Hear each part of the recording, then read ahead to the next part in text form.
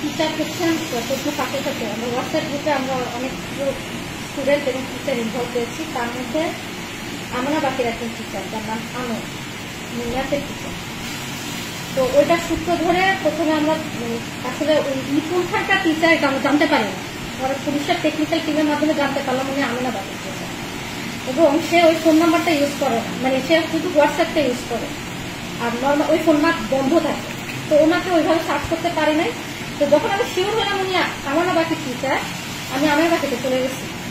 আমিনা বাকিতে চলে যাই, ওই টিচারকে আসতে বলি, ওইখানে প্রিন্সিপাল ছিল, ওই টিচারকে ডাকাই এবং ওই বিষয়গুলো যখন ওনাকে জিজ্ঞেস করা হয় উনি মৌখিক হয়ে স্বীকার করেন।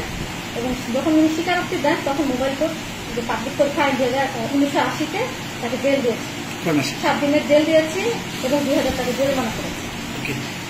সে মূল ঘটনাটা কি করতো? পাশে হারমেট ছিল, সে 10টা পার্টি যখন তার কাছে অবজেক্টিভের প্রশ্নটা চলে যায় সে সলভ করে সে ছবি তুলে আবার সে মোবাইলে দিচ্ছে। ওই গ্রুপে কতজন ছিল?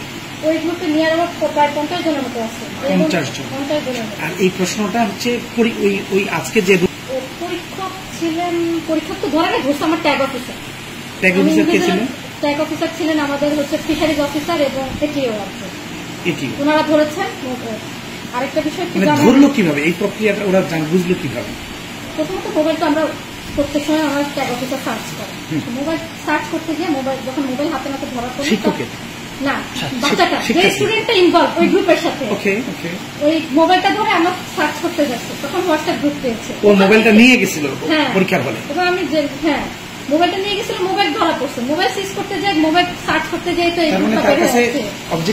অবজেক্টিভটা গেছে, ছবি তুলেছে, তুলে হোয়াটসঅ্যাপ গ্রুপে পাস করে দিয়েছে। আমি একটু আগে বোর্ডের মোবাইলটা জমা দিয়ে আসলাম, নাহলে আপনাদেরকে দেখা যাবে। ওকে, ওই শিক্ষক ডিউটিতে ছিলেন না, ও স্কুলে বসে? না, স্কুলের বাইরে বসে সে অ্যান্সার সাপ্লাই করছিল এবং রিটেন প্রশ্নগুলোর অ্যান্সার ছবি তুলে তারপর পাঠাচ্ছিল।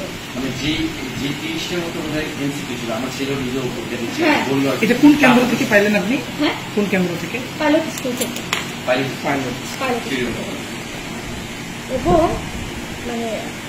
এবং সেটা 12:30 পর্যন্ত এই অ্যান্সার গুলো আসতেছিল। ফোনটা যেটা আমার কাছে ছিল, মানে সিজ করা ছিল, আমি দেখছিলাম যে ফোনগুলো আসতেছিল। আমরা ধরলাম কয়টায়?